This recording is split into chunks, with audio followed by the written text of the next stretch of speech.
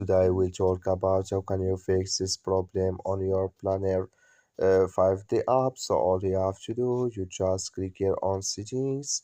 So then it's going to take you to this list here. Then all you have to do, so you just go down here. Then you click here on apps. Then come to apps list here. And here can you're looking for here Planner 5D app, or just click here on search. Then here add Planner 5D. Then you click on it, then it's going to take you to this list. Just click here on full stop, then you click here on OK.